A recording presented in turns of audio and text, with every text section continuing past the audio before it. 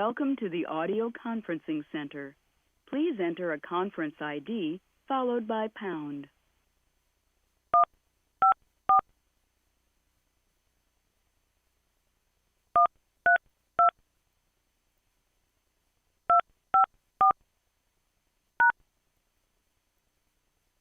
After the tone, please record your name and then press pound. You're now joining the meeting. All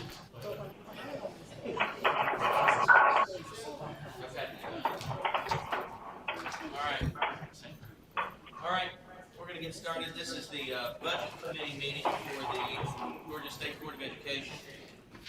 And we'll go ahead and call the meeting to order. Looks like we've got a quorum of committee members. I want to thank everyone that's here. Also, normally we don't honor guests that are here, but I'm going to make it one personal privilege to give a shout out to one of my best friends, Mayor Lester Miller, who is here from Macon, Bibb County. Mayor Miller and I served on the Bibb County Board of Education. He served 2 terms in Bibb County as president, and he was... Hey, David, could they turn the volume up just a little bit? Help the teachers get raises. And Butch, are you there? Yeah, I can hear hear, me? but I don't You hear can't well. hear me, Just Bill? turn the volume up a little bit if you can, and it won't hurt your ears. You won't have to pull your microphone closer and speak louder. Okay. I've never had anybody tell me they can't hear me before. But anyway, so Mr. Miller's here on some business for Bibb County, and we thank you for coming and seeing how the sausages are made up here in the Board of Education. So thank you, sir, for coming. We'll get started with the Budget Committee, and we've got just a handful of items today. The first item is FP Grant Amendment number 1 for fiscal year 21, federal formula grant allocations. Yeah, the purpose of these federal funds, formula-based allocations, is to provide LEAs with supplemental funding to support the intent and purpose of the federal programs, as defined in the Elementary and Secondary Education Act of 1965, as amended by the Every Student Succeeds Act of 2015 and the Individuals with Disabilities Act. Georgia Department of Education must amend the fiscal year 21 federal formula grant awards to LEAs due to Title I Part A grant amendment from the U.S. Department of Education, and to adjust Title I Part A, Title I Part D, Subpart 2, and Title II Part A awards to new and expanding charter schools. The grant amendment is $30,064. Total grant amount is $995,087,969. All right. Thank you, sir. Any questions, comments, or concerns regarding item 1 of the Budget Committee? All right. Hearing none, is there any objection to this being placed on the consent agenda? Hearing none, on consent agenda, we'll move to item 2, which deals with the RESA teacher retention grant. Now, I would ask you, if you're on the phone, if you can put your phone on mute unless you have a comment to make. We can hear the conversations in the boardroom. So if you'd put your phone on mute, we are on item 2, the West Georgia RESA teacher retention grant. Russ? Yeah, the recruitment and retention of special education teachers remains a challenge in Georgia.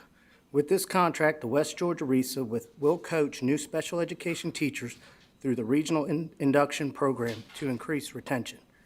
New special education teachers will receive at least 1 hour of coaching per month, and the West Georgia RESA will assist in the developing of a coaching protocol for coaches to utilize across RESAs and develop best practices for coaching new teachers and increasing retention.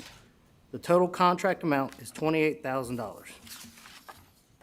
Any questions, comments, or concerns regarding this item? I Yes. just want to make a comment, maybe.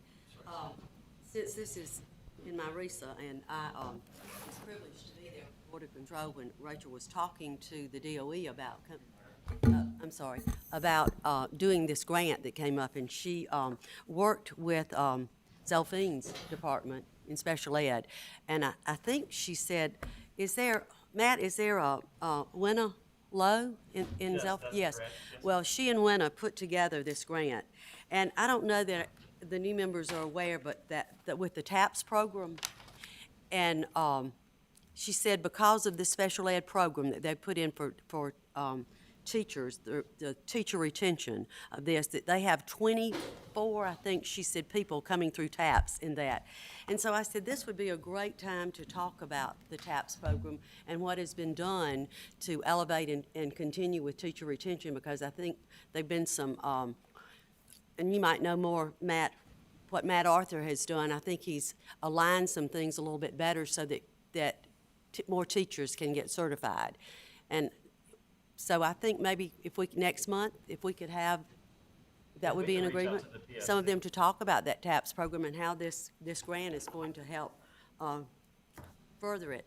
And also I had requested to know a little bit more about the $500,000, and Tiffany informed me that last month we voted on 3 of the different divisions that were part of this grant.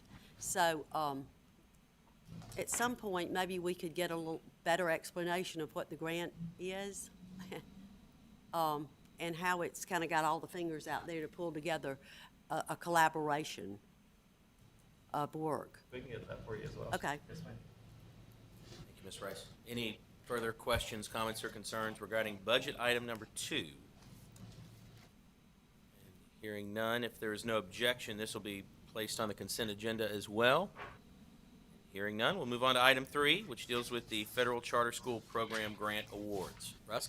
Yeah, the Federal Charter Schools Program grant provides funding for state educational agencies with the purpose of expanding the number of high-quality charter schools by providing financial assistance for the planning, program design, and initial implementation of new charter schools. Due to the effects of COVID-19, the U.S. Department of Education approved Georgia's request for a waiver to enable eligible charter schools to utilize available CSP grant funds for expenses incurred in supporting remote learning and/or schools' transitions back to in-person instruction. The federal CSP relief grant was available to all charter schools that met the eligibility requirements, and all 62 schools that submitted applications are recommended for an award for allowable expenses under this grant waiver. The total grant amount is $8,949,482. Thank you for that. Any questions, comments, or concerns regarding item 3 on the budget? Any? Yep. Charter schools, any comments? Okay. Hearing none, no comments. If there's no objection, this will be bound to the consent agenda as well. Hearing no objections, we'll move on to item 4, which deals with the CARES Act 2 allocations.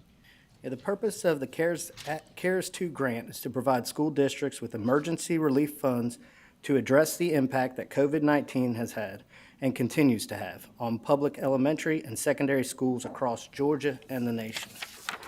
This grant is to allocate emergency relief funds to residential treatment facilities and the Department of Corrections. Funding for the grant is based on a 5% allocation of the fiscal year 20 proportionate Title I federal allocation for the Department of Corrections and a 5% allocation of the fiscal year 20 residential treatment center state grant. The total grant amount is $306,684. Is there any questions, comments, or concerns regarding this particular item? Just Yes, a quick one, and I know this money comes from 2 sources. I know it's federal money, but is it pretty proportional? I mean, the total's $306,684. Is it pretty much 50-50 from each agency, or is there more money coming out of the residential treatment centers than there is, or allocated from the residential treatment centers or for them than there is for the Department of Corrections? You know what I'm saying? Oh, on the allocation sheet, Matt, do you have the allocation? For both, it's just a 5% of their allocation. But you take 5% from this state allocation, 5% of this, and the combined total is this number here. That's right. It looks like it's more. Is it like 150,000 for each one, or is it most of the money coming from one source? I think it's proportional. What he's asking is if I'm correct, is how much did corrections get as to the other residential treatment facilities? Like more I think we comes have the out of allocation Title sheet. I allocations, but maybe that's Yeah. because the number of that is larger. But You is, have the so- allocation sheet? is it 5% of that I don't number? need an exact number, but just proportionally, is it, So it's, no, it's 38,000 for the Department of Corrections and Okay. 268,000 for residential treatment centers. and it goes right, I get that it goes right back to, I just wanted to know what the balance was, but you answered my question, thank you. How much is? We get the response? Okay, great. Any follow-up, further questions, comments, concerns? Budget? And if there are no objections, this item will go on to consent agenda. Hearing none, we will move on to item 5, which deals with more CARES Act Emergency Relief Fund money. Yeah, the purpose of the CARES Act grant is to provide school districts with emergency relief funds to address the impact of COVID-19 has had and continues to have on public elementary and secondary schools across Georgia and the nation. This grant is allocating CARES 2 funds to new state charter schools, Harriet Tubman School of Science and Technology, Delta STEAM Academy, Atlanta Unbound Academy, and Yihang Academy of Language Excellence to offset the impacts of declining enrollment due to COVID-19. The total grant amount is $757,028.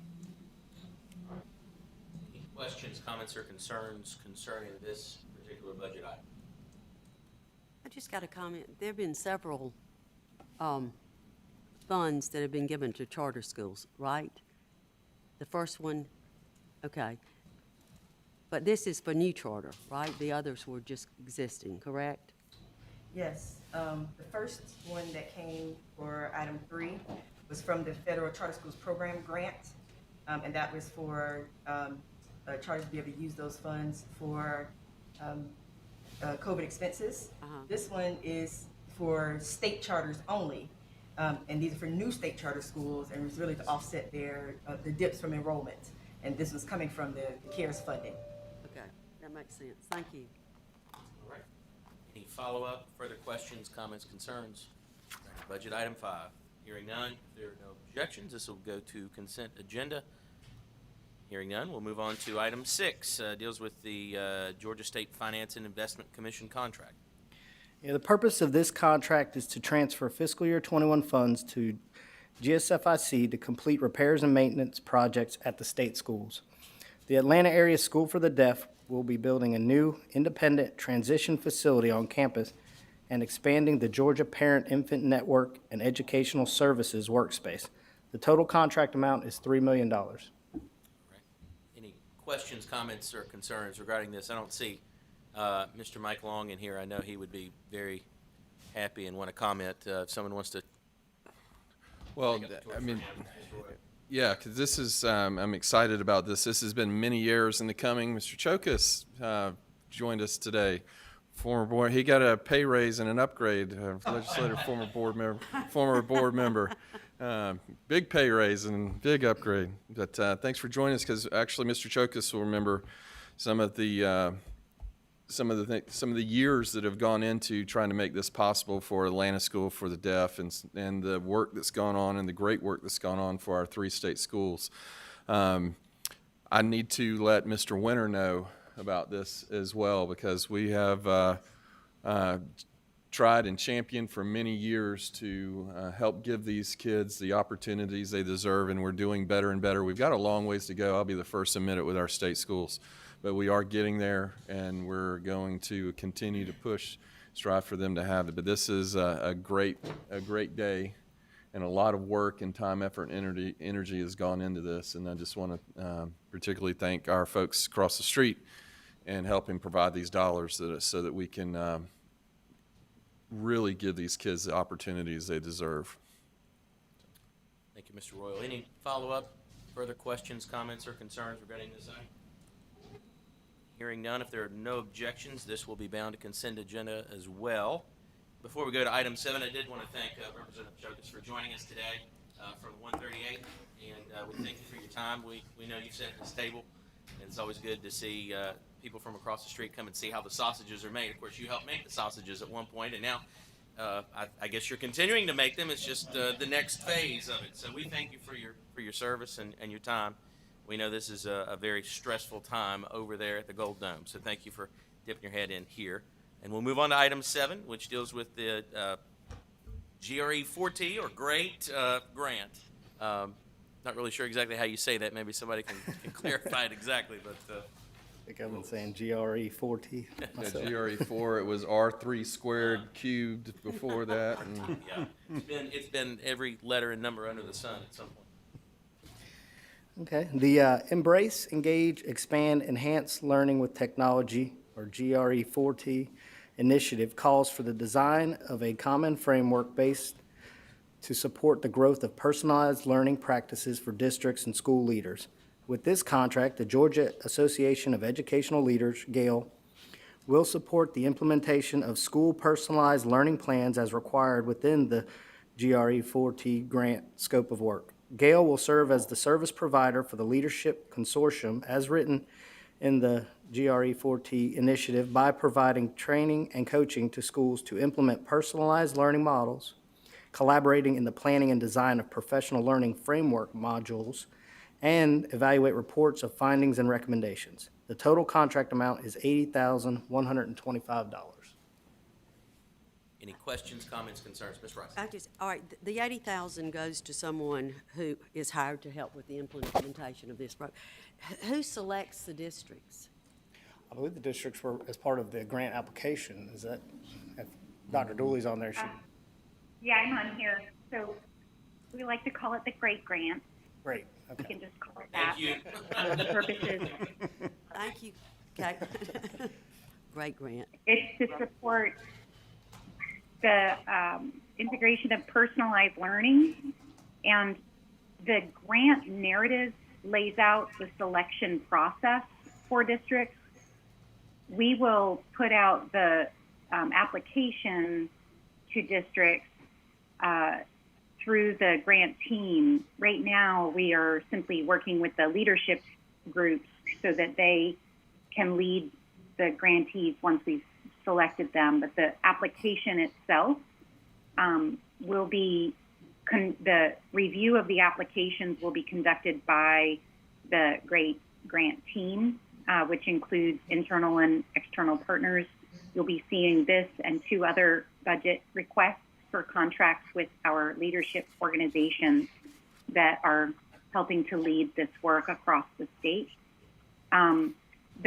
The difference between this grant and several other grants that we have running through the department is that once a school system selects to participate, they aren't necessarily going to get a bunch of money in their pockets, because we're actually going to be paying for them to do the work of the participation. So, for example, we will be paying for their teachers to get endorsements in personalized learning, which is a PSC approved endorsement program now. We'll be paying for them to participate in the professional learning, and the professional learning will be led and organized by the organizations that we've partnered with, SREB, LISB, and GALE. So in order to get this off the ground, we knew that we would need leadership first, and we are scaling what was already done by GOSA so well in a small, innovative way, and now we're trying to scale that. So we need the help of the organizations that we are asking to contract with in order to make this transformation to incorporate personalized learning more possible for the schools that want to do it. Dr. Dooley, this is Helen. Once you have this consortium of people, will that still be under your shop? Will Julie, who was doing will she be, Merrill, will she be the one that will be monitoring the? I could see why it's confusing, because we have 2 Julies running 2 multi-million-dollar grants that we've been able to get in. So Merrill. Julie Morrow runs, she's the director for the L4GA, the literacy grant, and this one will be led by Julie Nolan, who has been transferred over from the Governor's Office of Student Achievement in a very friendly way so that we can grow the objective of personalized learning. She had already been working with GOSA's personalized learning project, and so Joy and I talked about using her great mind for this work and building what's already been there's already been a foundation created for it. Okay, thank you. Dr. Dooley, this is Mike Royal. Isn't part of this going to be directed at professional development and learning specifically for special education teachers? Yes.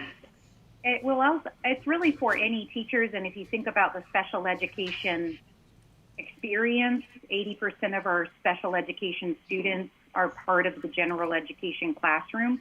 So special education teachers will certainly be part of it, as will the general education classroom teachers. And ideally, all of them would be working towards serving the needs of all students through their IEP or through general practices. So we're not discounting the incorporation of special education students at all, or special education teachers. I think what's unique about this grant is that what some of the things that we've seen in the pilot is that we are not leading by changing the teacher's mind. What we found in several of the districts that have started this work with personalized learning and really dug deep with it is that they really need to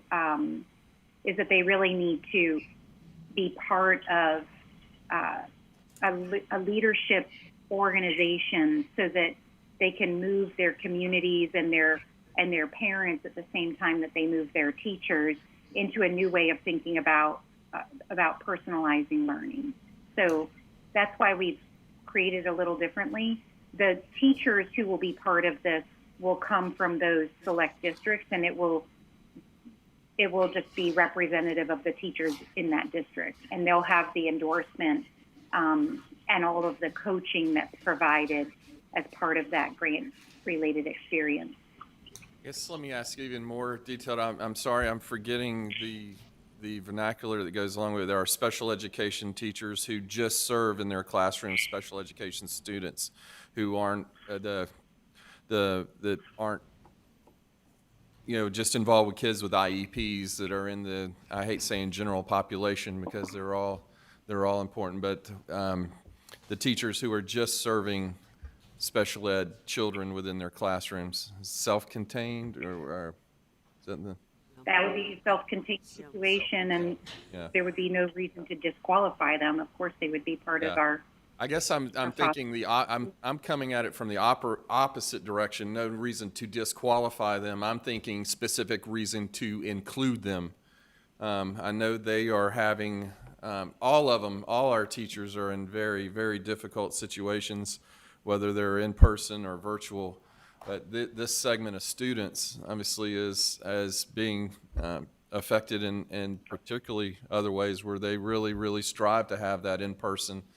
And these teachers are struggling mightily and need the professional development and need the, I think, the camaraderie to help, because these students are going to have even more specific challenges and more difficult challenges to get caught up and get back on grade level to where they need to be. Okay. So that's where I was going. I didn't know if any of this was specifically targeted at that subgroup of teachers or not. Your point is well taken. It is certainly something we can incorporate into the selection process. Okay. That's in line with how we think. Thank you. And just another question. It doesn't, our RESAs that are doing professional learning, and they're involved with this also? Yes, so the RESAs offer the endorsements as well. So we would want the RESAs to be part of this. I think right now the issue is that some of the RESAs don't have personnel to provide leadership for this particular need. So we would incorporate the RESAs as what's going on right now at the RESAs is when they have a endorsement like this, they would basically work it like a franchise. which I think is really smart. And so we would work with the RESAs, whoever has personnel to support this work. Okay. And So that's already been part of some of the work that Julie Nolan has done as part of the personalized learning work. Well, we know that Gail has an excellent relationship with our RESAs and meets Yeah. with them on a regular basis, and there's a lot of cross work being done. Collaboration. Yeah, collaboration. Thank you, Helen.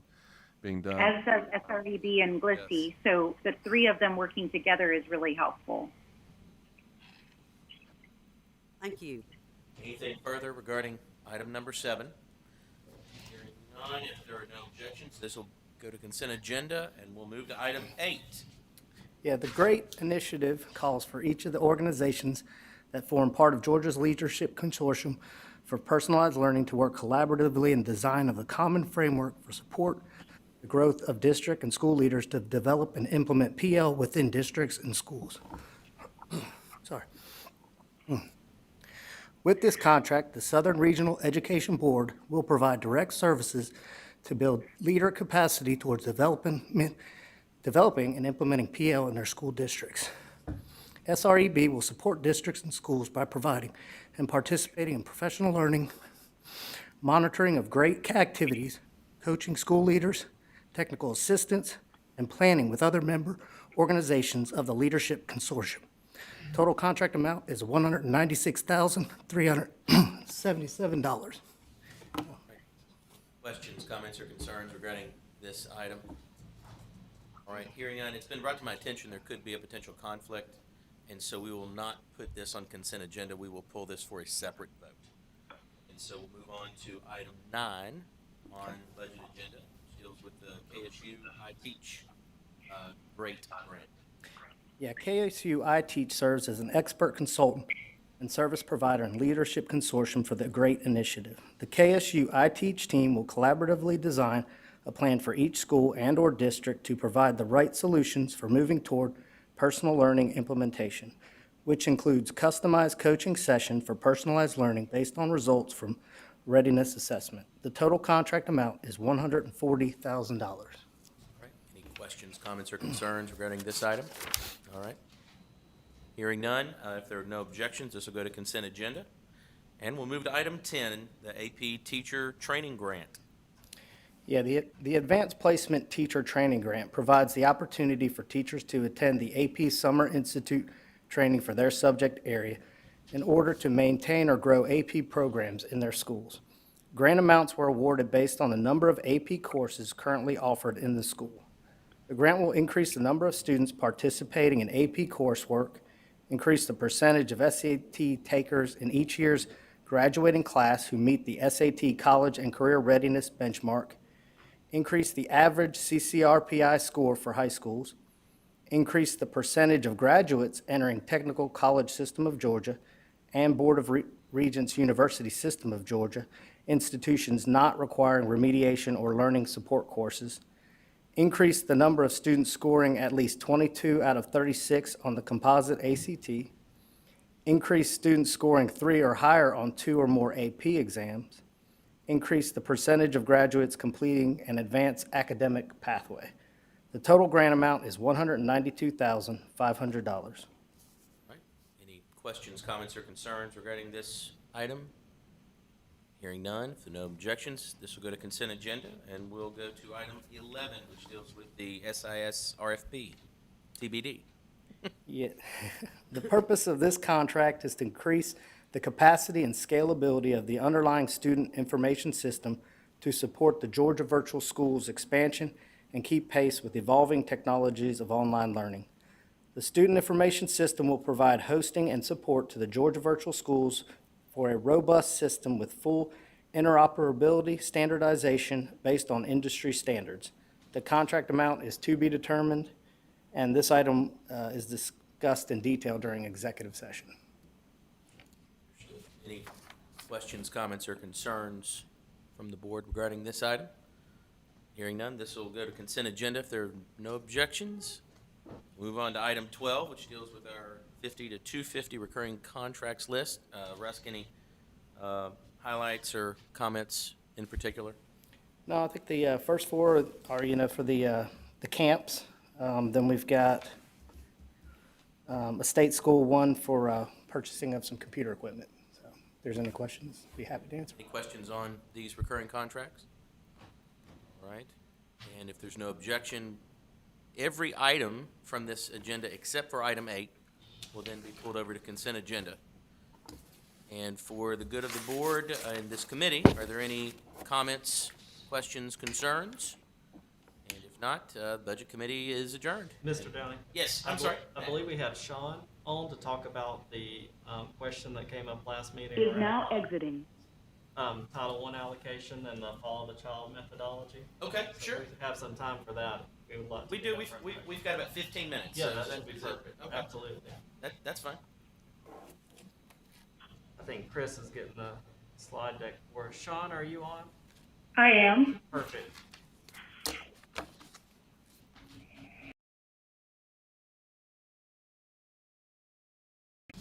We're ready to go, Sean.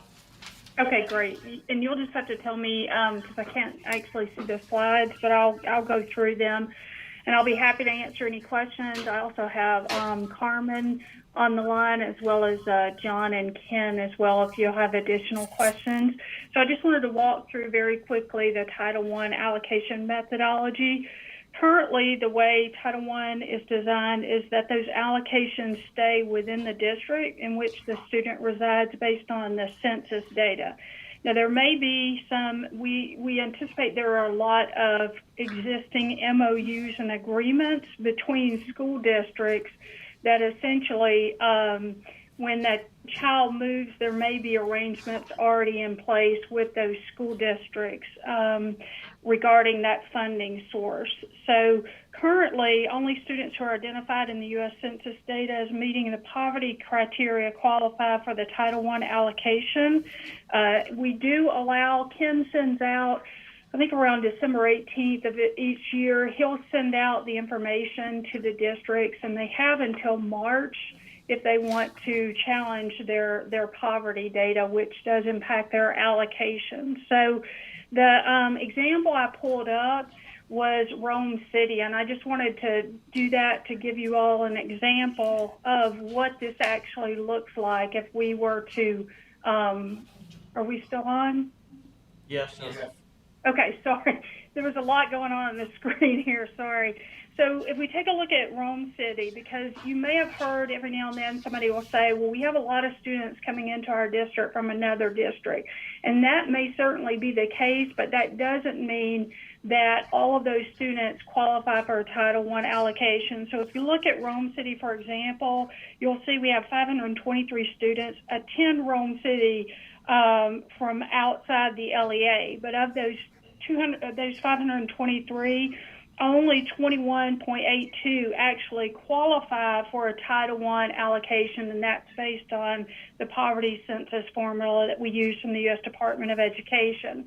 And then we have 600, so kids go back and forth from these districts unless there's a special criteria put in place from a district that they don't allow students from outside their district to attend their school.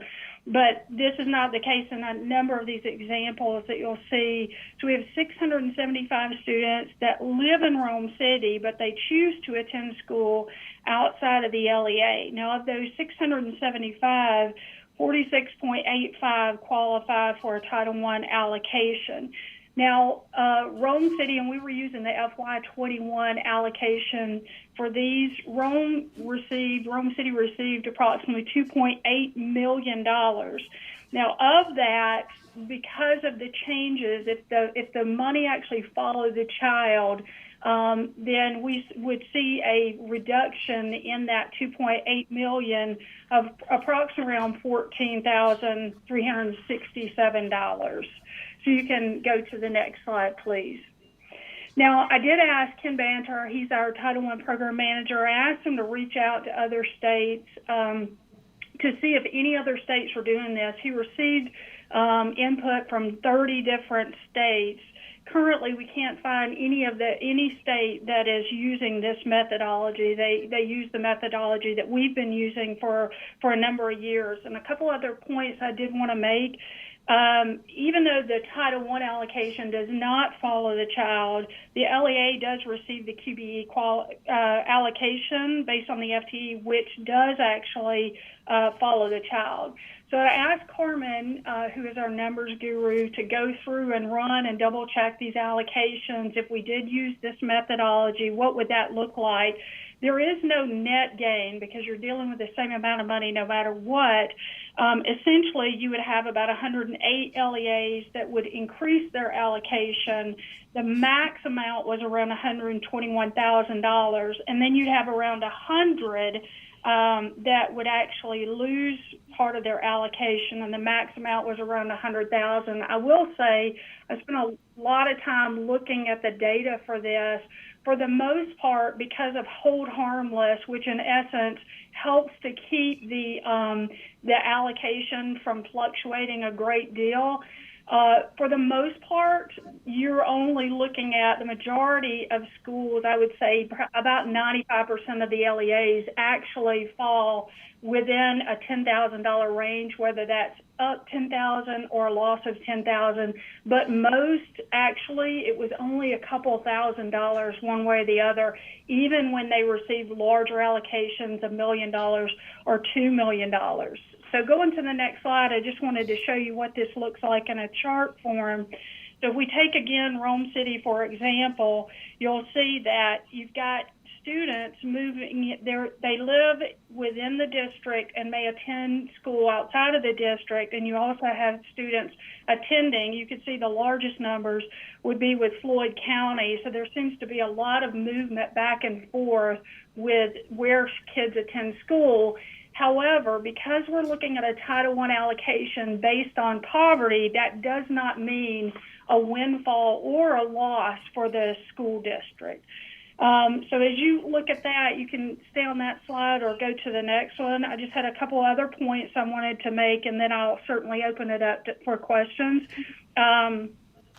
So as I mentioned earlier, a number of school districts may have, they may already have something in place that prohibits students from moving back and forth, but what we saw from the data also is that a number of school districts certainly don't.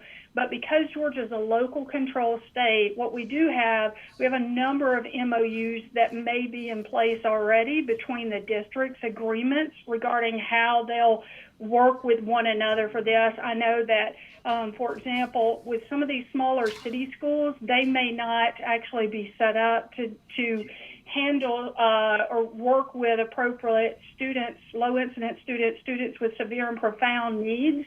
So they may work with a larger school district in which they reside to work with the special education students to provide a better quality education services. We're not aware of all the MOUs just because, again, Georgia's local control, and those MOUs don't actually go through us. Today, there has actually only been one request for the follow the child methodology. I've reached out to a number of city school superintendents, and of the ones I've spoken to, when they saw their allocation that it really only impacts them by a couple $1,000s, they seem to have very little interest in actually changing the methodology, because one other thing to consider is that methodology would actually have to apply to the entire state of Georgia. So we would change the methodology for the entire state. So if you move to the next slide, you'll see these are the greatest variances. And again, you have a couple. Most everyone else falls within a $10,000 range. These are the largest ones, whether that's a gain of the highest being 100,000 or whether that's a loss of 121,000. And you'll see with some of these smaller city school districts, it certainly could have an impact on their overall allocation. 2021 SC board meeting, the board unanimously. Sorry, that's not me. I don't know. And then lastly, we recently had a webinar on this, so we're going through all the methodologies and allocations, each of the program, to sort of explain and be very transparent in the way the allocations are actually determined. So that last sheet with the arrows just goes through the methodology, and if school districts want to challenge, that's still open until March. But that's sort of the quick synopsis of what we're looking at, and I would certainly be happy to answer any questions you have, as well as my team. You say is a lot of the districts are looking at this and saying the juice isn't worth the squeeze. That's an excellent synopsis. Yes, sir. Why is Thomasville such a heavy outlier? You've got Gwinnett County with 10% of the state's student population, 22,000. You've got Thomasville at 6 figures. Well, if you look at Thomasville City Schools, I can actually dig into the data and pull up the exact numbers, because we work with data collections and finance to pull up every single, not the student name, but the total number of students moving back and forth, just like the slide you saw in Rome City. So my best guess on that, without pulling up the spreadsheet and looking through it, which I'm certainly happy to do, is that there's quite a bit of movement back and forth between Thomas County and Thomasville City Schools. And then it gets down to if you have some kids that are greater poverty, then they're going to receive a higher allocation. So that would be that, and that's the issue with when you start moving around and following the child. You're going to have some districts that have a gain, and you're going to have some districts that are going to be at a loss. I trust your guess. But I'm happy to share the exact data with you, because we do have that. Further comments? We got time for maybe one or two more before we have to wrap up here. All right. Well, thank you for that presentation, and we thank you for the PowerPoint as well. We were able to follow along, so thank you for that. Matt, was there anything else? Thank you very much. Any further business for the good of the committee? And we will go ahead and adjourn, and rules will be in about 5 minutes. So stand adjourned.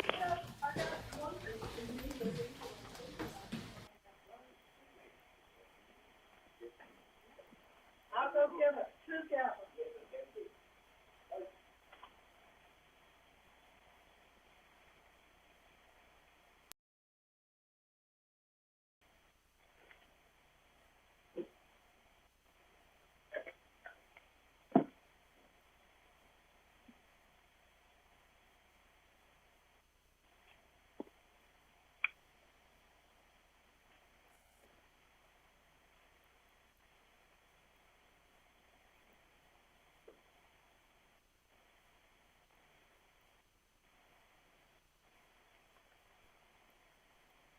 Gotta go get bleach. Where? The dollar store. Go out and tell them to go out and look in the yard. He said they just had enough of the dogs. Debbie, have we adjourned? We have it sounds like Budget Committee has adjourned, and so at 2:00 we will begin Rules and Flexibility Committee. Okay, perfect. Thank you very much. Appreciate it. You are so welcome. So, Sean, is it okay if I can leave, right? It's Carmen. Yeah, thank you. Thank you, Carmen. Appreciate all it. right. Thanks for being Okay. available. Yeah, All the right. rest of the team, Thank you, Carmen. you can leave as Okay. well. Thank you all. Sean, did you say that we can leave? Oh, this is Margarita. Hey, Margarita. Yeah, yours is, they didn't have any questions, so you're... No. Good to go. Okay, thank you. Thank you for being available. Thank you.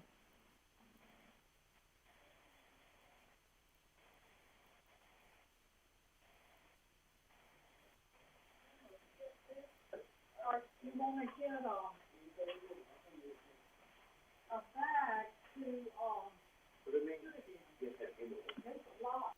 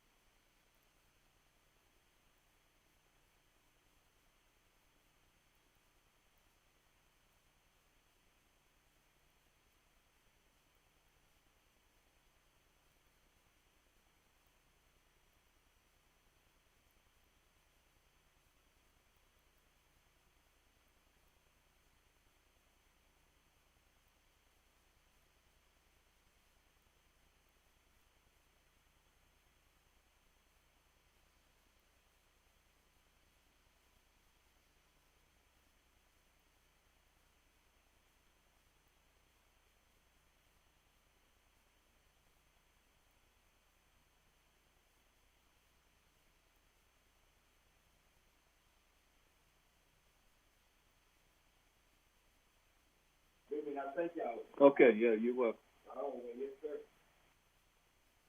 Don't forget to mention about them frogs.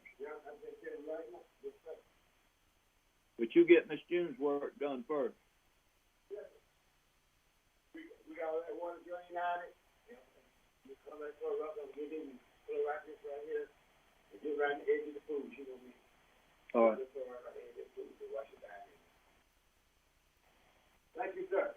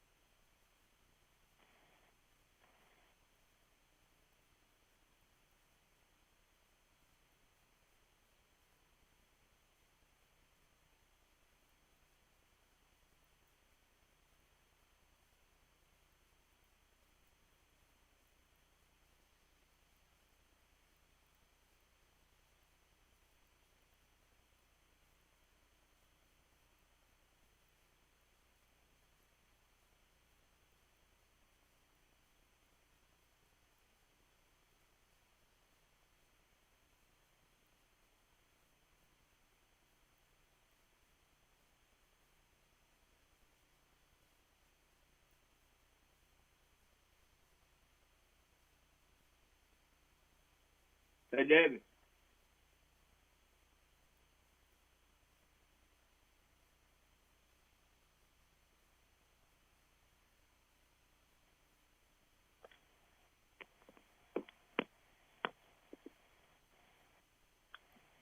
Debbie?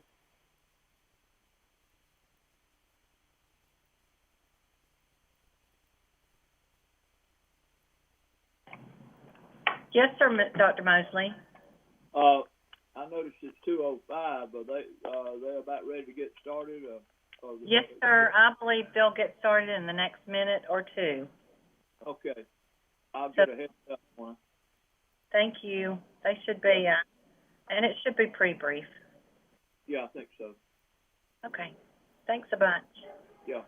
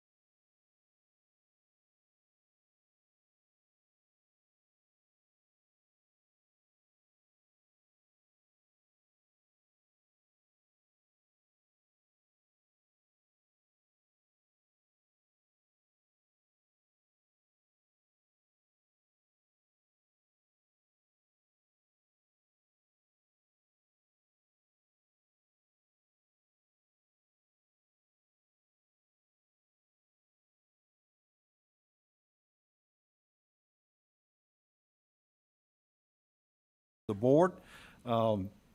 This is a time which you do have input, and I think that we have to be mindful of that and respect, because you're going to have to vote on these.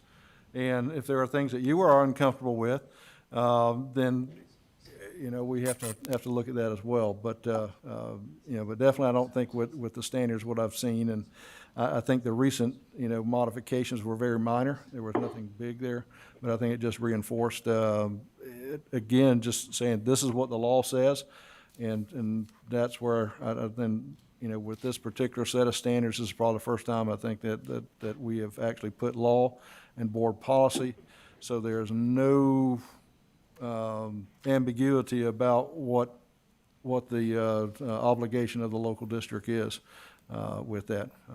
So Matt, that's kind of where we're at with that. Can I just say something? And I'll be glad to give you, and Lisa too, what we received and turned in. And that was, Richard, who helped on those final? Because none of us, saw them since that long periods of months. Who did the reevaluating of what? I know you got some emails too. Of the recent? Yes, on the recent revisions. Well, I mean, on one prior revision, we sent it back to the health team, so they looked at it. Some of the things. Was that the working team? Was this the working group? I would have to double check that. I know it's like Trace or go ahead. It was sent back to a subset of the original committee, which is often what we do when we receive public input after the 30-day posting. So the group looked at what was, there were several main points that we gathered in the public input, and a subcommittee of the original committee looked at that public input and incorporated recommendations into the revised document here. Upon looking at the additional input that was provided at the beginning of this month by a board member, it was me and the superintendent. We looked through the law and tried to listen with intent and make it both legal and according to the original, intent of what health education is supposed to be. So that's how we went about doing the 2 rounds. And Matt, in code of 160-4-2-.12, it says sex education / aid education, a planned program that shall include instruction related to the handling of peer pressure, promotion of high self-esteem, local community values, abstinence from sexual activity as an effective method of preventing acquired immune deficiency syndrome and the other sure methods of preventing pregnancy and sexual transmitted disease. The instruction shall emphasize abstinence from sexual activity until marriage and fidelity in marriage as important personal goals. Now that was what was in code. I will tell you that there are 2 sexual ed courses that are offered up in the districts, and they have maybe more, but the 2 that we know of was one that had a lot of money pumped into it, and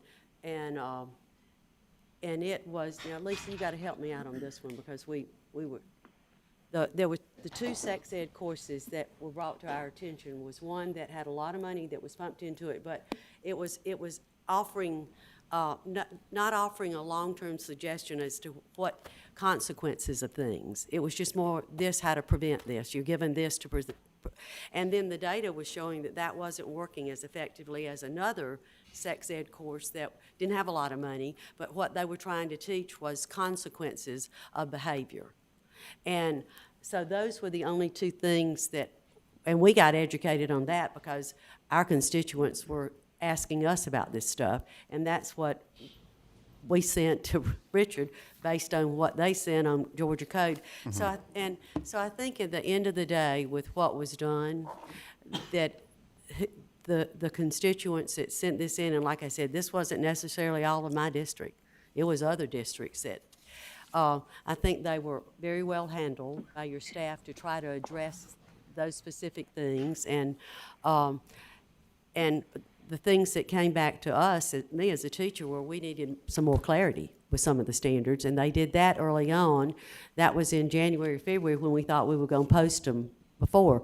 they've been out there, I said, over a year, and they've been tinkered with because Richard and the DOE were getting a lot of input, but it was mostly input at the end on those very things. So, you know, I think they're ready to post, and we'll hear back from, I'm sure, teachers of health and health teachers and people that are in education, because that'll Parents and stakeholders. yeah, that really understand how to read and evaluate the standards, and then we'll see. But Okay.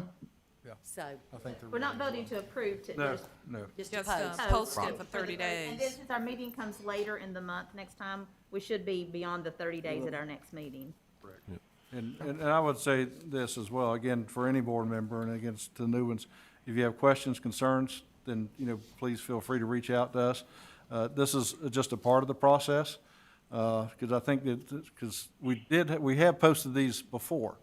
Yes. So what you find out is that this Posted these, new, though. not these, but again, I guess my main point is that with the health standards, I mean, we have already posted these. There were some concerns once it came back from the 30-day period. We listened, we looked, the staff felt that we needed to make some adjustments. Again, very few adjustments have been made to the original posting on these, but, you know, at this time, again, this is where, you know, I feel comfortable to bring these forward to posting, so it's based on my recommendation. With that being said, this is now where you are involved. Your voice, you know, is like everyone else. You see them, you've got to see these, in advance, but we have 30 days to look at it. And if we, again, for myself, if we're not landing where we need to land based on comment, then, you know, we'll, you know, begin to look at the process again. So that's kind of where we're at. But yeah, we are not voting to adopt today, but it's just to post these standards. And Matt, Superintendent Woods has been very great about, sometimes we've asked to hold them and postpone them as we did, and take them to your districts, let them look at them, get some feedback for them and bring them up. They'll take them and take them to their shop and like you said, land where it needs to land. So I intend to. Thank you. Yeah, and if you have, again, if you have specific concerns when you look at them, you know, please let us know as well. I mean, you're part of Georgia, and just like everyone else here, I mean, everyone's voice counts, and we want to make sure we provide the very best for our students. I'll get those to you. And Richard or Dr. Taylor, can either of you just talk about the communication plan to let how people are going to find out that they can opine or comment on this? So I know that you go through the email distribution relative to teachers throughout the state of Georgia, but how else is this communicated? Well, I know we will have a posting on our Facebook, and so all official communications will be out there as we look at that. This will be sent to our districts as well. Yeah, we send out public notice about those standards and rules that go out in the timeline and the location for providing that posting. And I believe usually Dr. Dooley's team also does a survey of teachers and staff. And I would say, again, that a lot of just local citizens, when they know this, they share this with their own contacts as well. So we get a lot of input out there. Yeah, I want to make one observation too, and it's on, and I know this is part of the review process. It's on page 69 of the standards, and this has to do with evidence of student learning, and it's the current Georgia code. Sets the legal age of consent as related to sexual acts, at 16. What happens frequently at different school levels is people have engaged in certain activities, and then after the fact, they find out that the consequences are far more grave than they ever anticipated. And so this is shown as evidence of student learning, not necessarily as a requirement. And candidly, that disclosure, I know it's sensitive, I know it's got to be dealt with in the proper way, but for us to be able to ensure that families and that students are clearly aware of the consequences of actions that they may take. And I think that's probably something that would be worth taking a look at in here. You know, we frequently hear about, you know, call it some young students, young children that engage in some activity, and the next thing you know, it becomes a public matter, and the next thing you know, somebody's got the handcuffs on and they're going to the Crossbar Hotel. So if there's something that can be done to more formalize that and suggest that it's a requirement that you have to talk about the consequences of these actions, I think that would be an appropriate suggestion. Okay, I definitely we can, you know, look at that. I think we were pretty specific. Some of this we may like to, what you see is that you may not have the eventual teacher notes and things that are posted on there.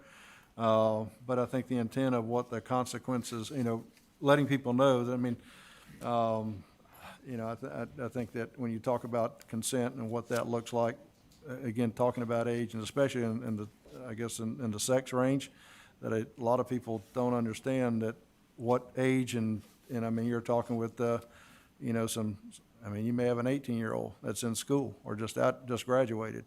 And so I think trying to know that what are the legal consequences that are out there, you know, is definitely something we want to let our kids know.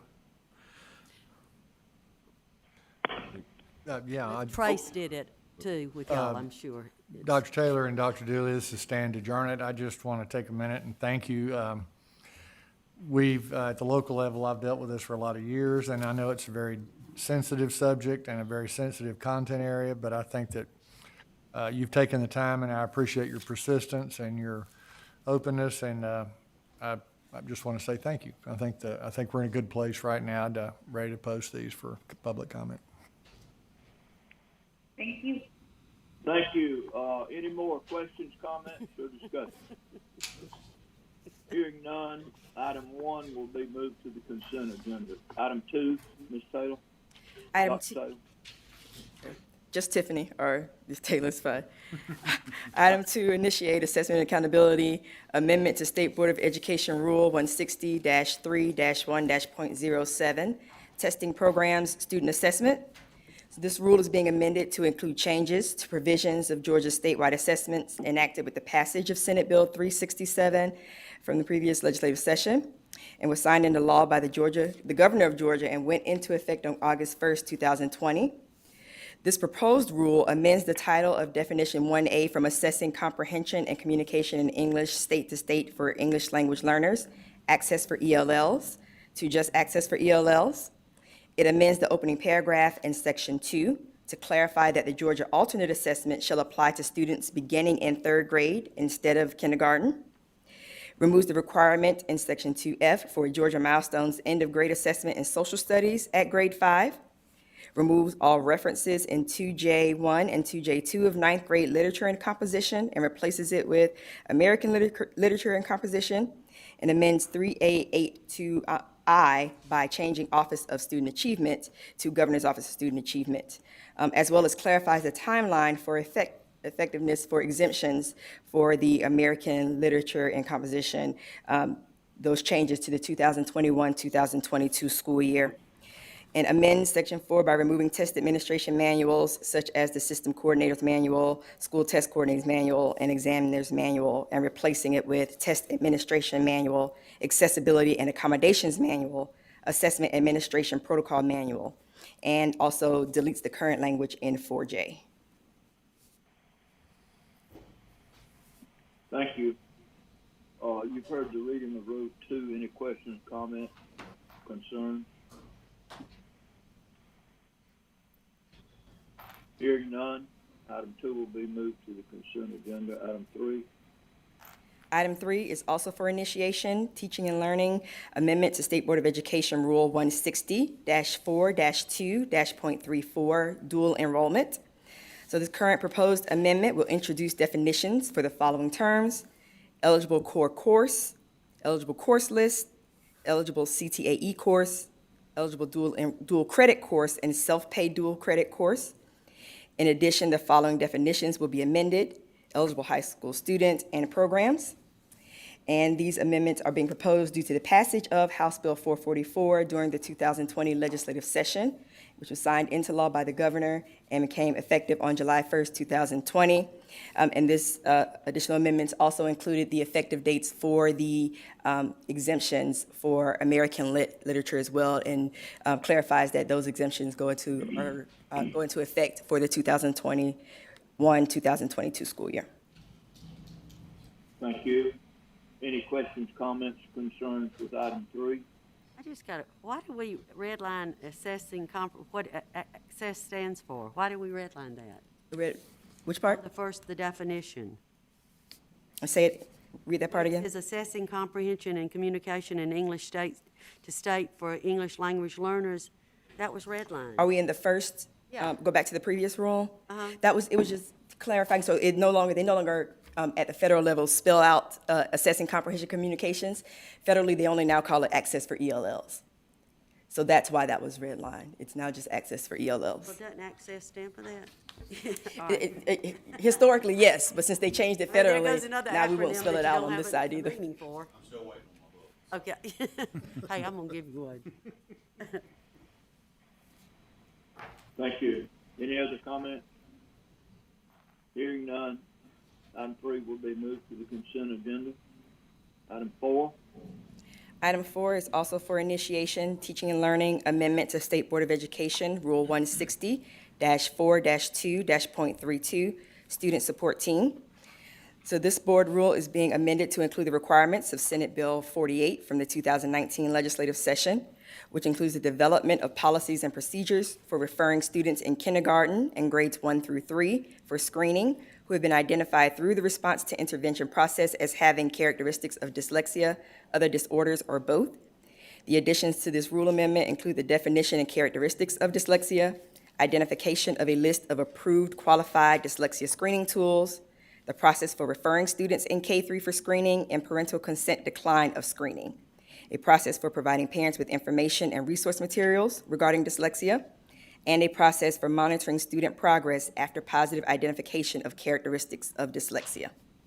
This rule was previously initiated at the June State Board meeting and is coming back for initiation based on stakeholder input that warranted additional amendments to the rule. Thank you. Any questions, concerns, or comments on item 4? I've just got a question. Is Dr. Dooley still on? Yes, I am. Hey, are we doing anything to meet with the parents or that were concerned about the dyslexia handbook and all? Are they still, have they been getting in touch with y'all? I talked to a few of the constituents that have had a lot of interest in this on an ad hoc basis for the most part. The pilot itself has already started. We have our first annual report done, and this is fulfilling most of that rule. So we have not reconvened that group of parents primarily because of, the stuff going on with the pandemic. So can you where just we get are with us that group. a little one-pager to be able to send to them when they ask? And that was great, yeah. Okay. Yeah. Thanks.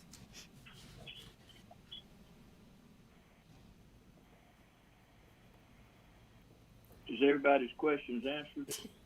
Yes, sir. Okay. Hearing none, this item will be moved to the consent agenda, and item 5 and the last one on my agenda. Item 5 is to affirm the charter renewal for State Charter School Liberty Tech Charter School. The Official Code of Georgia Annotated, Section 20-2-2083A1, requires the State Board of Education to review the approval or renewal of a state charter school by the State Charter Schools Commission, and allows the board to overrule the commission's approval or renewal of a state charter school within 60 days of the commission's decision. On January 27, 2021, the State Charter Schools Commission approved the renewal of a 5-year charter contract for Liberty Tech Charter School. Liberty Tech, located in Brooks, Georgia, is a grades K-8 school serving approximately 420 students through a classical STEM hybrid curriculum. Thank you. Any questions or concerns or comments on item 5? Are they having in-person classes, or virtual, or mix, or do you know? As I understand it, I believe Liberty Tech is offering in-person. But I also have Katie Matthew from the commission should be on the line, so she can confirm that if she's on. Hi, Tiffany. Can you hear me okay? Yes.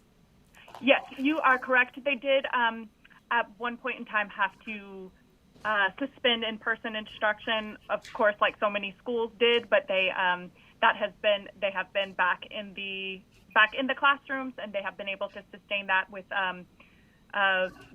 very low incidences of COVID. They have good protocols in place, so they are able to offer that in-person instruction, but they also offer some virtual outlets for students who would like to be virtual. Okay, that's great. I was just wondering if they gave, opportunity for options, so that's good to hear. Thank you.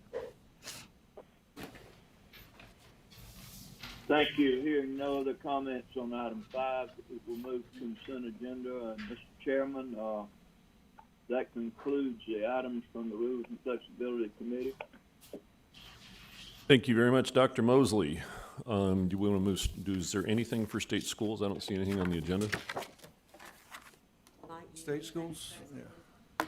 Okay. And then we have items for information. I think that concludes that. I'm looking at the general agenda. Hold on a second. Well, we should. And then we don't have anything from, I think we're all set with regard to establishing the agenda. Helen? Nothing, items of information, and we can talk about this tomorrow when Kenneth is here, but we will own a meeting with the Board of Directors of Get Georgia Reading, and I just would like to give everybody, probably Ken can do a better job, a highlight of everything that was discussed, because there was a lot of good things that were coming out with literacy. Want to do that tomorrow? Yeah. Okay. All right. Just a minute. We may have something for state schools. Just a minute.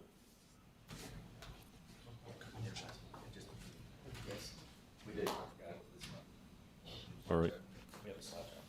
All right. We're ready now. Well, it's a little ahead of schedule. I mean, we had you on tap at 3, but I think we can move forward. Any objections? My apologies, I forgot. A year from now, COVID. Yeah, that's it. Somebody else. You ready? Hello, Dr. Moore. Hey there. Okay, I'll jump right in. Those of you that don't know me, particularly our new board members, I'm Kenny Moore. I'm the State Schools Director here for the Department of Education. I thought I would use this time to not only talk about some things, how we can get you all to help us, but also try to dovetail in some things so it will educate our new board members on who state schools are. And John's going to help me. Oh, it's the clicker. I'm sorry.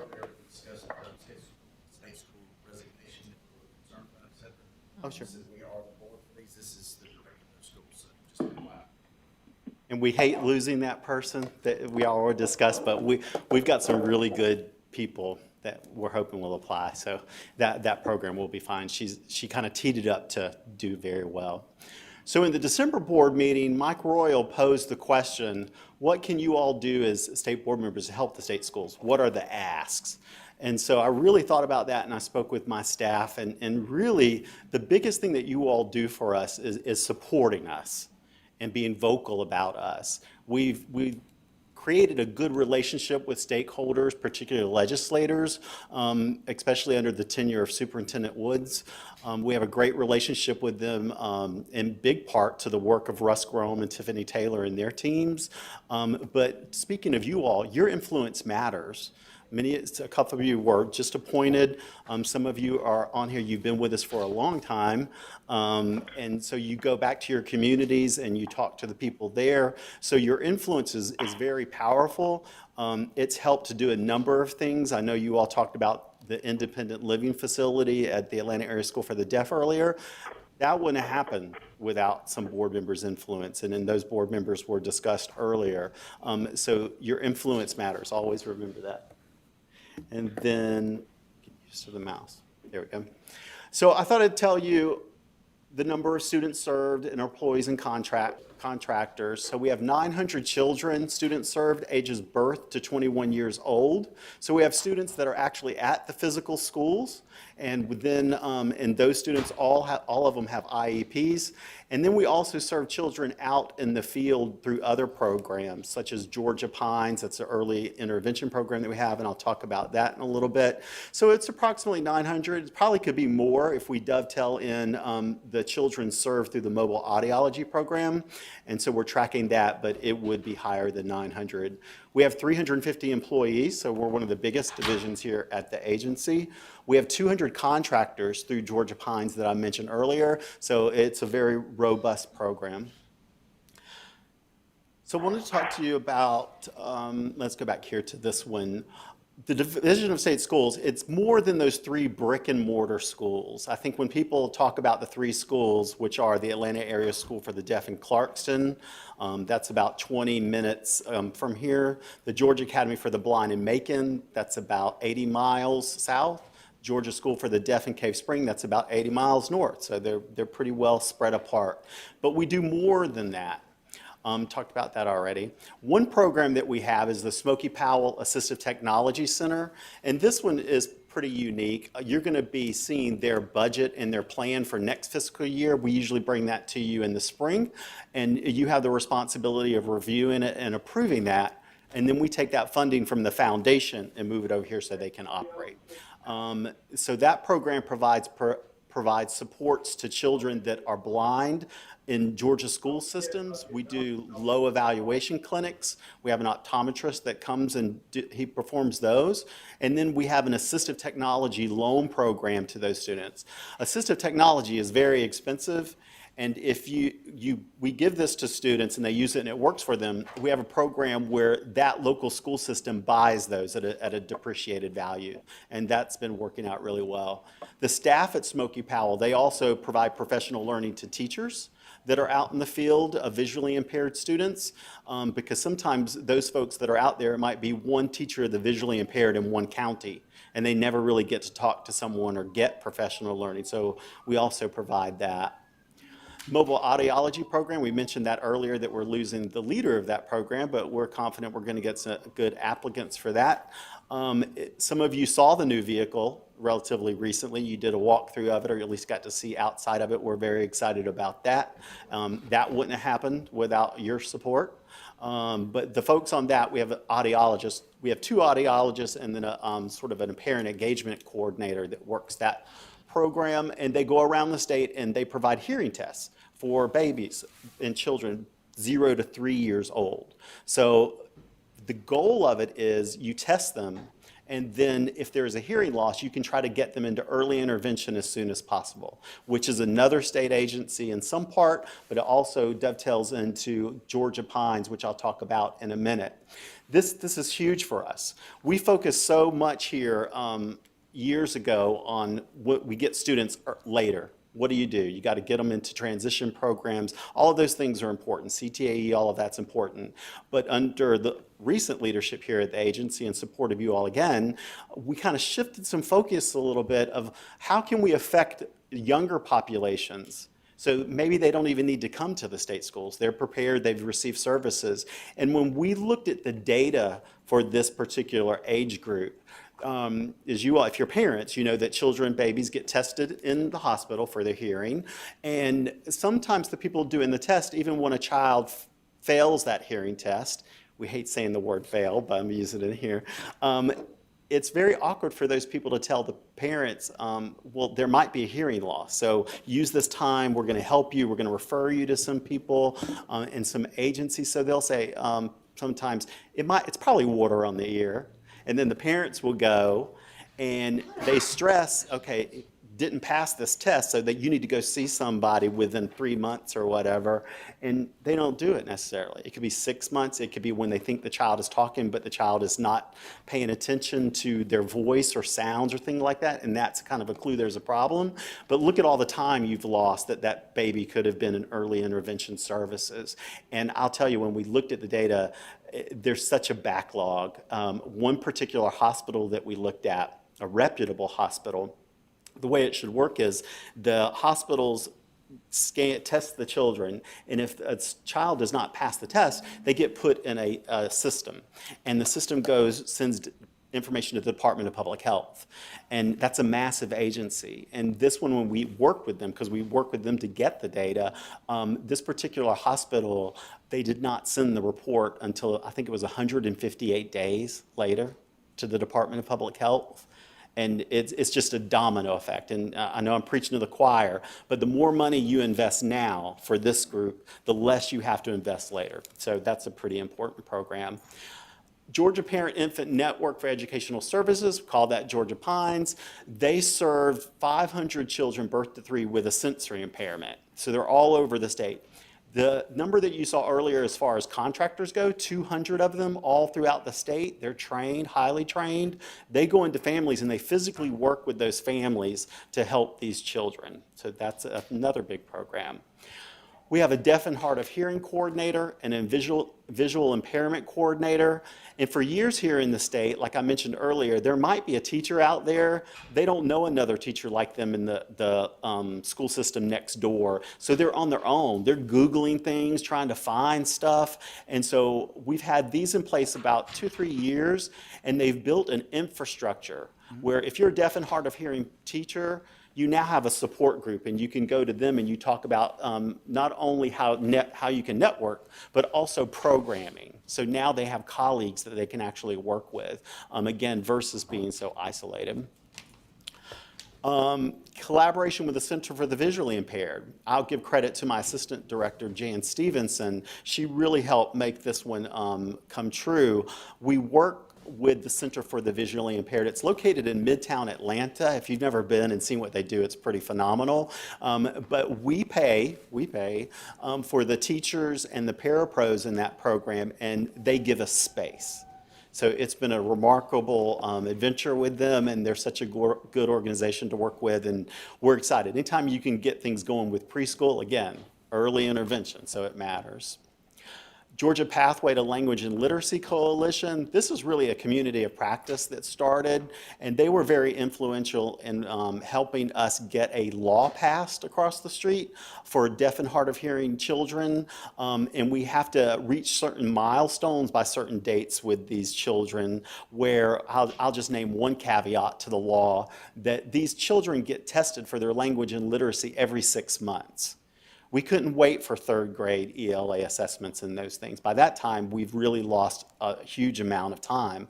And so that one is critical. And we release a really significant report that goes across the street, and you all will be privy to seeing that. Another way that you can help, and we've talked about this a lot, and I heard you all in the budget committee talking about these, is supporting capital outlay projects. Again, I'm going to tell you, if I didn't have you all at this table and Superintendent Wood supporting these things, they just wouldn't get done probably. Just a little history about us funding-wise, we don't get QBE funds. We do FTE counts, but we don't get them. And so we get a line item appropriation from the General Assembly. It's one budget amount. They just give you this amount. And then here at the agency, we have the responsibility of divvying that up to the schools and the programs that you just saw. And it kind of fluctuates depending on their needs. But the General Assembly gives us this one lump sum, basically, if you will, versus using QBE. And it's based really on services for the kids. So we do bottom-up budgeting to figure out which school or program deserves how much or needs how much, and that's how we kind of operate and get funding from under the dome. We also don't get SPLOST funds. So how do you do facility repairs? How do you do that? So the money that comes to us from across the street, we have to be very prudent with how we use it. We take care of our students and staff first, those types of things. But we're always thinking of facilities. What can we do with any remaining money or any projected unencumbered funds? And so when we looked at it this year, I always try to get us through the winter months, because if you have a boiler that blows, that could be $100 grand easily. And so once we get through the winter months, we start seeing what we can do, and we go through our facilities list. And we're excited about what you saw or what was talked about in the budget committee meeting. And yes, sure, I sure can. Right there. Yeah. One more, come back What? about the QBE. Oh, QBE, the funding So part, gotcha. why do state schools not get QBE? I don't have the answer. Sure, and this has always been this way since I've been here for 20 years. And the way, I think it probably stems when I came for a long time, they did no data collection. We weren't pulled into that. We got pulled into it when No Child Left Behind hit, and that actually was a blessing for us. I know a lot of people were like, oh, with No Child Left Behind, but it really yanked us out of the dark ages and put us into these data collection systems, which are wonderful. But so we don't get QBE that, but we do FT. We report them because the state needs to know where these kids are.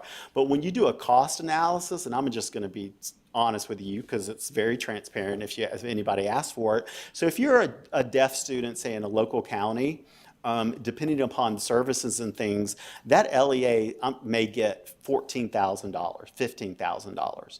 If you send a student, say, to the Atlanta area school for the deaf, that costs the state probably about $65,000. So we don't want to be in QBE. Yeah. And it makes a lot of sense. Yeah, yeah. It's not apples to apples. No, and it's actually good that this happened with FT and dovetailing us in, because when I was here when it first happened and we migrated to data collection, what we found, and no fault of the LEAs, I'm not blaming them, but a lot of them were double dipping. They were getting FTE money, and then we were also getting money. And so it took a number of years to clean that up, and the LEAs actually worked with us. It wasn't a problem with them. So that's our funding mechanism for stuff. But as you can see, since we don't get all these things and we don't get SPLOST, we've got to really be mindful of our budgets, because we have to take the money for any repairs out of that. And so that's a constant vigilance of where we are with our budget and projections. And so out of the money, the unencumbered money, we're looking, and we've locked it in, of developing that independent living facility. And thank you, Mr. Royal, for wanting to reach out to Mr. Winter, because we all know the amount of effort he put into this. It's pretty exciting. And so that will be built, and then we're adding that space for Pines. And the space for Pines, again, serving 500 families, and if you go visit that program, it's very hands-on. They have a lot of toys and manipulatives that they use, and they've just really outgrown it. So we're excited about getting them what they need. This one is exciting. It's not in what you just voted on to go to consensus. I gotta take a picture of that slide and send it. Oh, yeah, there you go, there you go. And so this one, again, when we talk about how influence matters, Mike Long went with me to ASD. He asked for the tour and the walkthrough and seeing what's going on. And that day, we walked around the whole campus and spent many, many hours there that day. And we went into the auditorium. And Mr. Long was speaking to a staff member that was there. And she probably been there 20 years, if not longer, as an administrator. And Mr. Long said, well, what do you think you need? And she said, we need to renovate the auditorium. And the Atlanta Area School for the Deaf is about to celebrate its 50th anniversary. Our two other schools, for the new board members, they were created by the General Assembly before the Civil War started. So that's a little bit of history about those two. But so 50 years might not seem long compared to the other two schools, but Mr. Long can tell you that school needs the auditorium renovated. We renovated the auditorium at the Georgia Academy for the Blind, and it's phenomenal. They got a renovated pool area thanks to y'all, and they also got a renovated auditorium, which is spectacular. And so we want the students at ASD to enjoy something new like that as well. And Kenny, if we can, we talked about Sure. this before, and we just can't do a lot of stuff at one time because of funding and whatnot. Mhm. But after COVID gets over, I'd love for us to try to have a meeting off-site if we can work out logistics as far as it being filmed and stuff. I'd love for us to do that. Awesome. I'll make note of that, Mike. We'll. One of my first ones was at School for the Deaf. Changed my life. Yeah. I'm just saying, I know we have to be public for our stuff and have. First one, I'm sure that we can arrange that type of retreat. Okay. First time I was there, changed my life. First time I ever hit a brick.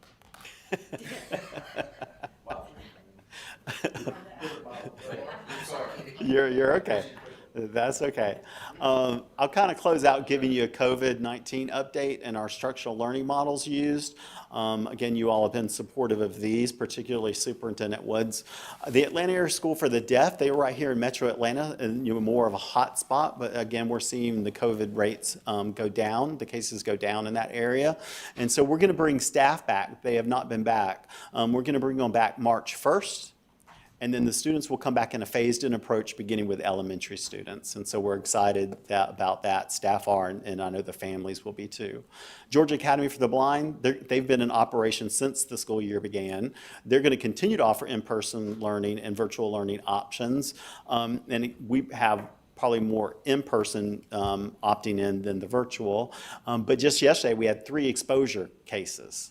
And just all at once, it was that. So early on in this, we work with our partners with DPH, and they help guide us on what to do. We have guidance to follow, but we always contact them, especially when it comes to contact tracing and the next steps. And so early on, when we were doing these and the school was open, it was almost the mentality, you shut the school down. You just shut it down because you don't know where they've gone and those types of things. It was a little awkward. But now we've moved into a different phase, which is exciting. And hopefully some of the LEAs are out there are experiencing this too, where even with these 3 cases, when we've looked at the contact tracing of where they go and we know they haven't gone campus-wide or affected certain parts of it, we don't close the school down anymore. Which is awesome. So unaffected kids, unexposed people will be quarantining.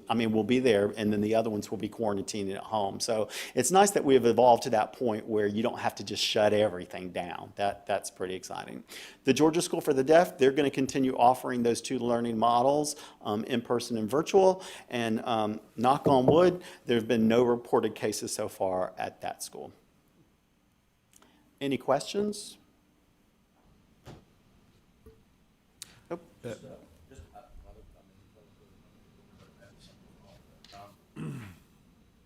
speak a little bit about maybe outside the donations that they have contact with this contact about some of the things we've done this year?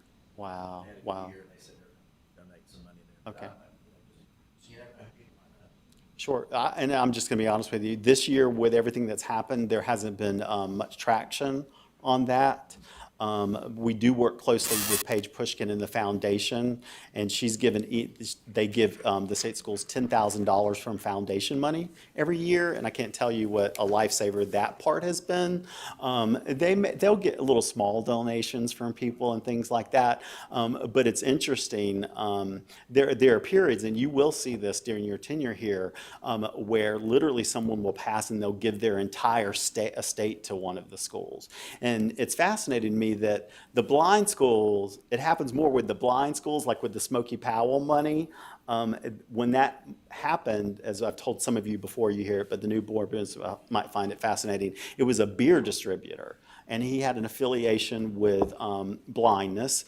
And so he gave money to, he wrote a will, wrote 2 wills. One of the wills, it had $10 million going to the Georgia Academy for the Blind.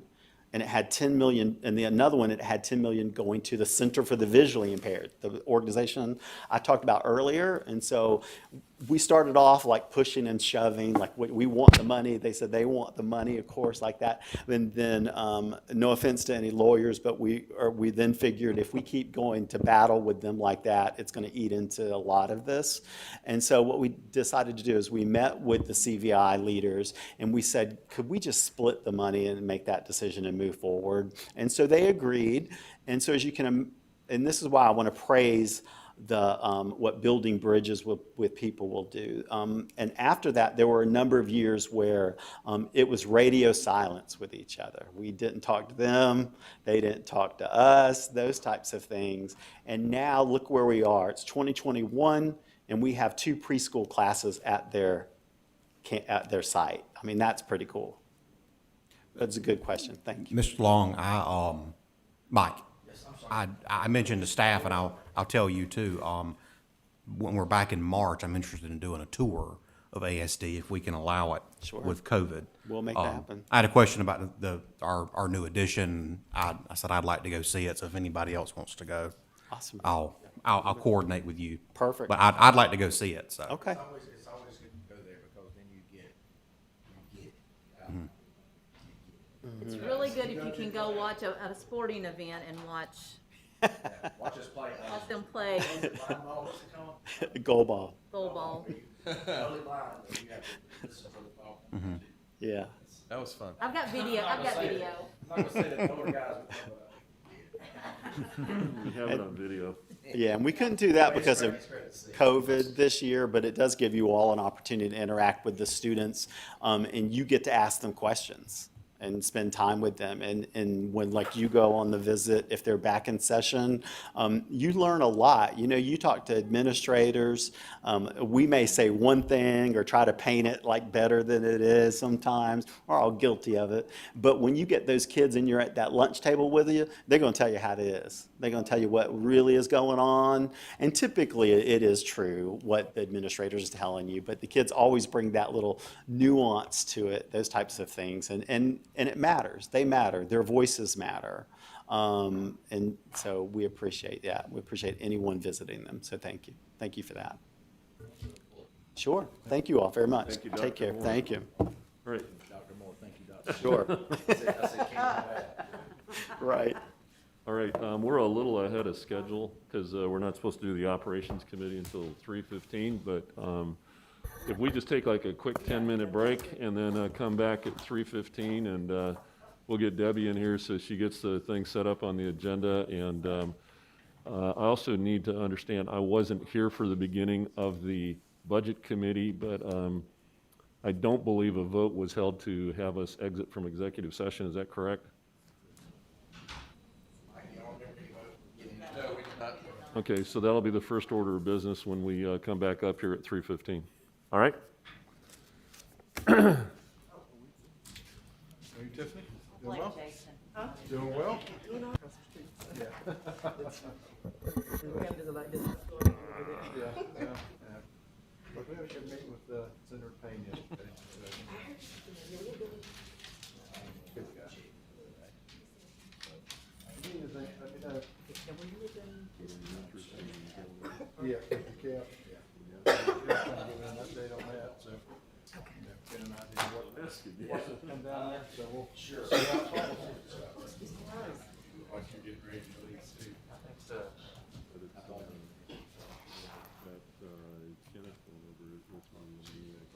So, y'all doing good? Good to see you, bud. Yeah, it's going well.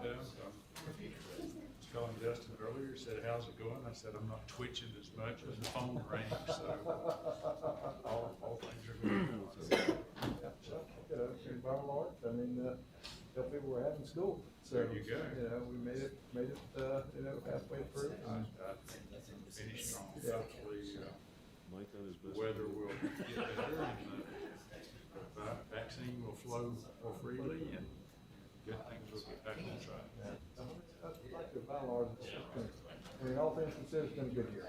Well, you, considering what the alternative was, it's, Yeah. people really, it's amazing work. Yeah. So, keep that going. Be right I'll probably be back up tomorrow. John Donner asked me to kind of stick a nose in and help keep him since he's over across the street. So, yeah, I saw your announcement. I wish you good fortune and I think you'll probably be just fine. So, I think we're good shape. Let's kind of finish the deal. And, I think that, you know, when I finally looked at it, stepped away and said, hey, we gave it all. So, That's my favorite. I didn't realize How that. you, lady? How are you? I won't be able to Oh, get you. How are you? Doing well. Good to see y'all. Take care. Good to see you, Justin. Take care. Is your wife staying down there? Well,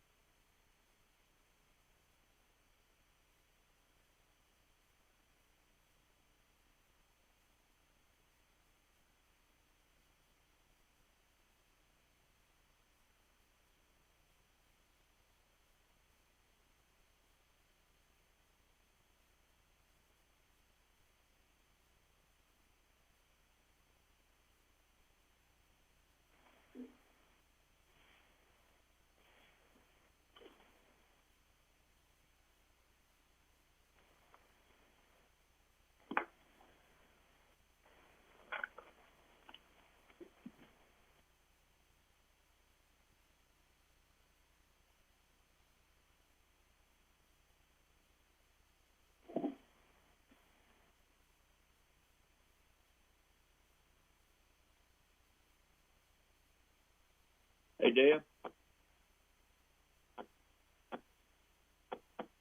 Deb?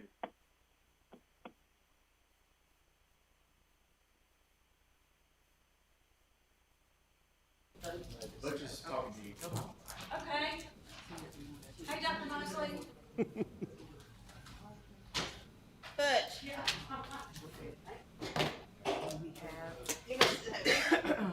He let the dog out. The doorbell rang. Lisa's here. No, you don't.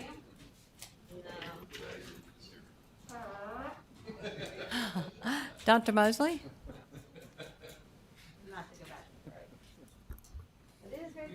We had our board meeting at the bank virtually, and our chairman forgot to mute.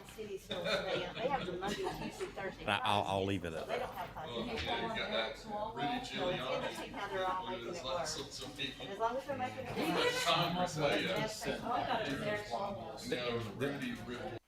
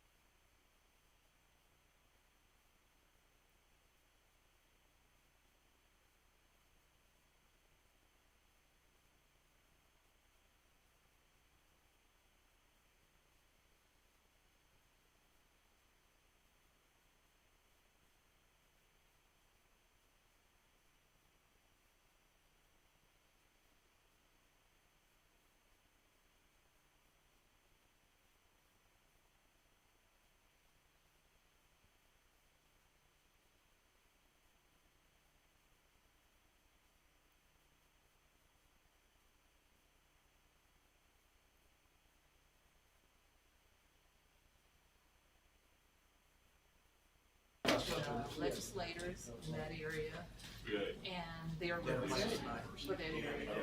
And they said they keep appointing, they go to them, and they'll appoint somebody else, so they said they feel like they've been doing this. Going to the Supposed to meet with the legislators tonight, but I don't even know if they're in Atlanta. I'll put you in just in case. Where were you going? Where's that at?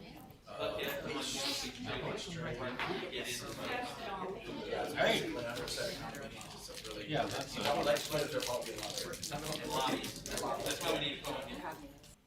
They're on. Do we need them? And is this meeting like? Yeah. Yeah, this is live.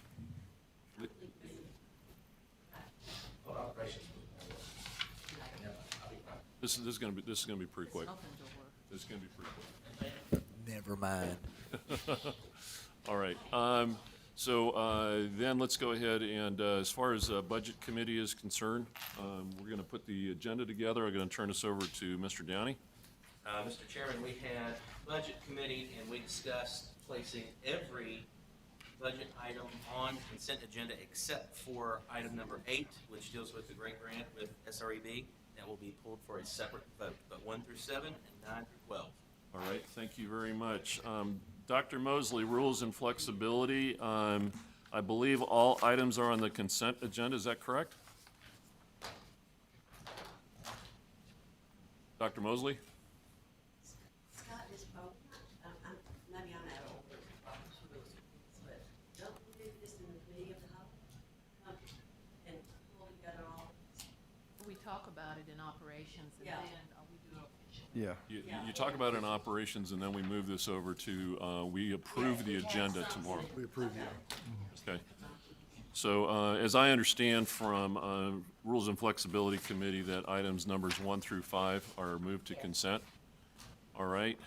There is no items from state schools. We have the other items. Then we have the minutes that'll be moved to the agenda. We have appeals and personnel items and legal. Comes tomorrow. And that all comes tomorrow. So I think we're all set and done. Any questions? All right, Debbie, you got everything? I do. Okay. Everything's So good. tomorrow, we will approve the agenda. And just I mean, I'm just thinking out loud with you all, and I'm glad we're doing operations, because if there was something that we needed to change, then, something that would be, something we talked about. But tomorrow, on some discussions, like I mentioned, about, a little bit about the breakfast schedule reading, and maybe some comments on, This is information you want to bring forward? well, I hope Kendall was in it, because he's been on the board for long, and I have, but it was a great meeting, and it was a long meeting, but there were lots of information that was carried over, just for people to know what's going on with the PSC and different organizations that are out there, just little tidbits of Just an information. Yeah, it's just Information. And do you have that resource lined up for tomorrow? no. I bet. just bring it up at the end of the meeting. Yeah, at the end of the When meeting. when you ask if any board members have anything to say. Share. Yep. Briefly. All right. Okay. Does anybody have any further questions or comments? All right. Hearing none, that'll wrap things up today. Thank you very much. Huh? Pardon? Superintendent report. Yeah, we just have the for the Georgia home classroom tomorrow. That's posted on Yeah. the agenda already. Is that the PBIS one? Yeah, the GP, yeah, GPP, yeah, with Caitlin Shop, yeah, they'll be coming. Justin will be speaking on that tomorrow, yeah. Mhm. Thank you, Richard, for doing that. That was really good. Okay. Any other items, information, items, or otherwise? All right, hearing none. We are adjourned until tomorrow. Amen.